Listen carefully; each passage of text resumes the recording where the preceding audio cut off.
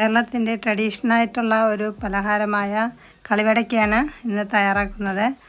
ചില സ്ഥലങ്ങളിൽ ഇതിനെ ചീട എന്നും പറയാറുണ്ട്. കുട്ടികൾക്കും മുതിർന്നവർക്കും ഒരേപോലെ ഇഷ്ടമാകുന്ന ഒരു ക്രിസ്പി ആയിട്ടുള്ള ഒരു ഐറ്റമാണിത്. നമ്മളതിൽ ചേർക്കുന്ന തേങ്ങയുടെയും വെള്ളത്തിൻ്റെയും പൊടിയുടെയും അളവ് കറക്റ്റായാൽ നമുക്കത് നല്ല രുചികരമായി തന്നെ ഉണ്ടാക്കിയെടുക്കാൻ പറ്റും. ഇനി നമുക്ക് അതിന് വേണ്ടി 6 കപ്പ് അരിപ്പൊടിയാണ് വേണ്ടത്. നല്ല വറുത്ത അരിപ്പൊടിയാണ്. ഇടിയപ്പത്തിനൊക്കെ പൊടിക്കുന്ന അതേപോലെ ഫൈനായി പൊടിച്ചെടുത്തതാണ്. ഇനി 2 കപ്പ് തിരുമിയ തേങ്ങയും 1 ടീസ്പൂൺ ക്രഷ് ചെയ്ത ജീരകവും 1/2 ടീസ്പൂൺ സോൾട്ടുമാണ് വേണ്ടത്.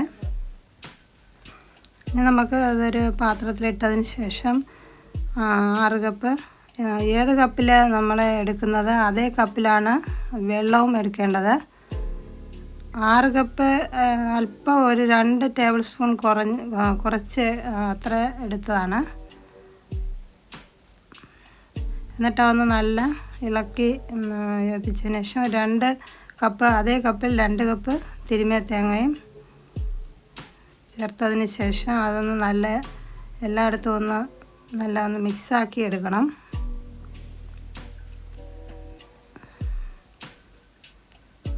പണ്ട് കാലത്ത് ഞാനിത് കണ്ടിട്ടുള്ളത് ഇങ്ങനെ കായ് വെച്ച് നല്ല ഞെരടിയൊക്കെ യോജിപ്പിക്കുന്നത് കണ്ടിട്ടുണ്ട്. അങ്ങനെ ചെയ്തില്ലേ ഇതുപോലെ ചെയ്താലും കുഴപ്പമൊന്നുമില്ല. ഇനി 1 ടീസ്പൂൺ ജീരകം ക്രഷ് ചെയ്തതും 1/2 ടീസ്പൂൺ ഉപ്പും നല്ല തിളച്ച വെള്ളമാണ്. അത് 1 കപ്പ് ആദ്യം ഇങ്ങനെ വളരെ പതുക്കെ ഒന്ന് ഒഴിച്ചതിന് ശേഷം ഇങ്ങനെ കുറച്ച് ഒഴിക്കുന്നതാണ് നല്ലത്.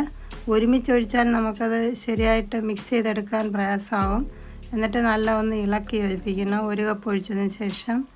എന്നിട്ട് ഓരോരോ അരിപ്പൊടിയുടെ ഇതനുസരിച്ച് ആയിരിക്കും വെള്ളത്തിൻ്റെ അളവുകൾ. അത് കഴിഞ്ഞ് രണ്ടാമത്തെ നല്ല തിളച്ച വെള്ളമായിരിക്കണം. അത് ഇതുപോലെ ഞാൻ 1/4 കപ്പ് വെള്ളമാണ് വേണ്ടി വന്നത്. 1/4 കപ്പ് വെള്ളം മാറ്റി വെച്ചു. അതിൽ കുറേ കാലങ്ങൾക്ക് മുൻപേ അമ്മമ്മയൊക്കെ ഇത് തയ്യാറാക്കുന്നത് കണ്ടിട്ടുണ്ട്. അപ്പോൾ അത് നല്ല രുചികരമായി എനിക്ക് തോന്നിയിട്ടുണ്ട്. അതുകൊണ്ട് ആ ഓർമ്മ വെച്ചിട്ട് ഞാനിപ്പോൾ ഒന്ന് ട്രൈ ചെയ്ത് നോക്കിയതാണ്. ഇപ്പോൾ അത് അതുപോലെ വന്നു. അതുകൊണ്ട് കൂട്ടുകാർക്കൊക്കെ ഒന്ന് ഷെയർ ചെയ്യാമെന്ന് വിചാരിച്ചു. ഇത് നമ്മൾ കൂടുതൽ ക്വാണ്ടിറ്റിയിൽ തയ്യാറാക്കി ടിന്നിലൊക്കെ സൂക്ഷിച്ച് വെച്ചാൽ നമുക്ക് കുറേ ദിവസമൊക്കെ ഇത് ഉപയോഗിക്കാവുന്നതാണ്. നല്ല ക്രിസ്പിയായി തന്നെ ഇരിക്കും. അപ്പോൾ അത് കറക്റ്റ് വെള്ളം ആഡ് ചെയ്തു. അതുകൊണ്ടാണ് ഇങ്ങനെ കുറച്ച് തിക്കായിട്ടാണ് ഇത് ഇരിക്കേണ്ടത്. ഒരിക്കലും ലൂസാവാൻ പാടില്ല. ലൂസായി കഴിഞ്ഞാൽ എണ്ണ കുടിക്കാൻ സാധ്യതയുണ്ട്. അതുകൊണ്ടാണ്. അതുപോലെ ഉപ്പ് ഇതിൽ വളരെ കുറച്ച് ചേർക്കുന്നതാണ് നല്ലത്. കൂടുതൽ ചേർത്ത് കഴിഞ്ഞാൽ നമുക്ക് ഉപ്പിൻ്റെ ടേസ്റ്റ് കൂടുതലായി തോന്നും. 1/2 ടീസ്പൂൺ ഉപ്പ് തന്നെ അതാണ് കറക്റ്റ് അതിൻ്റെ അളവ്. ഇപ്പോൾ നല്ല സോഫ്റ്റായി വന്നു. ഇതേ രീതിയിലാണത് തയ്യാറാക്കി കഴിയുമ്പോൾ ഉണ്ടാവേണ്ടത്. ഇനി നമുക്കത് ചെറിയ ബോൾ പോലെ ആക്കിയതിന് ശേഷം എത്ര നമ്മൾ ചെറുതാക്കുന്നോ അത്രയും നമുക്കത് ഫ്രൈ ചെയ്തെടുക്കാൻ എളുപ്പമാകും. അങ്ങനെ ചെയ്താൽ ഒരു ചെറിയ ഉരുള എടുത്തിട്ട് ഇങ്ങനെ കയ്യിൽ വെച്ചൊന്ന് ഇങ്ങനെ ഉരുട്ടി എടുത്തു കഴിഞ്ഞാൽ എളുപ്പമാണ്. ഇതുപോലെ ഞാൻ 3 പ്ലേറ്റ് നിറയെ ഇങ്ങനെ ഉണ്ടാക്കി എടുത്തു. ഇനി നമുക്കത് ഫ്രൈ ചെയ്ത് എടുക്കാം. വെളിച്ചെണ്ണയിലാണ് ചെയ്യുന്നത്. അതാണ് കൂടുതൽ രുചികരം. വെളിച്ചെണ്ണ ഉപയോഗിക്കാത്തവർക്ക് സൺഫ്ലവർ ഓയിലായാലും മതി. കുറച്ചിട്ട് ഫ്രൈ ചെയ്തെടുക്കണം.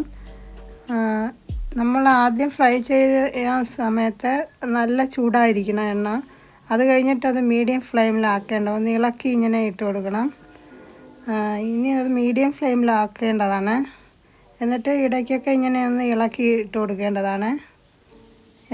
എല്ലാം ഒരേപോലെ അത് ഫ്രൈ ആയി കിട്ടാനാണ് അങ്ങനെ ചെയ്യുന്നത്. ഒരിക്കലും ഹൈ ഫ്ലെയിമിൽ വയ്ക്കരുത്. ഇത് മീഡിയം ഫ്ലെയിമിൽ വെച്ചാലേ ഉൾവശമൊക്കെ നല്ല ഫ്രൈ ആയി കിട്ടുകയുള്ളൂ. ഇതുപോലെ ചെറിയ ഗോൾഡൻ ബ്രൗൺ നിറമാകുമ്പോൾ അത് എടുക്കാവുന്നതാണ്. ഇപ്പോൾ അത് ഗോൾഡൻ ബ്രൗൺ നിറമായിട്ടുണ്ട്. ഇനി നമുക്കത് പ്ലേറ്റിലോട്ട് മാറ്റാം. നല്ല ക്രിസ്പി ആയിട്ടുള്ള കളിവടയൊക്കെയാണ്. ഫ്രണ്ട്സിനത് കാണുമ്പോൾ തന്നെ മനസ്സിലാകും. ഈ വീഡിയോ ഇഷ്ടമായാൽ എൻ്റെ ചാനൽ ആദ്യമായിട്ടാണ് കാണുന്നതെങ്കിൽ സബ്സ്ക്രൈബ് ചെയ്ത് ബെൽ ബട്ടൺ ക്ലിക്ക് ചെയ്യാൻ മറക്കരുത്. കൂടാതെ ലൈക്ക് ചെയ്യാനും മറ്റാർക്കെങ്കിലും യൂസ്ഫുൾ ആവുമെങ്കിൽ ഷെയർ ചെയ്ത് സപ്പോർട്ട് ചെയ്യണേ. നമുക്ക് അതിൽ നിന്ന് ഒരെണ്ണം എടുത്ത് നോക്കാം. നല്ല ക്രിസ്പി ആയിട്ടുള്ള കടകടയ്ക്കാണ്. അടുത്ത നല്ല റെസിപ്പിയുമായി വരുന്നത് വരെ നന്ദി, നമസ്കാരം.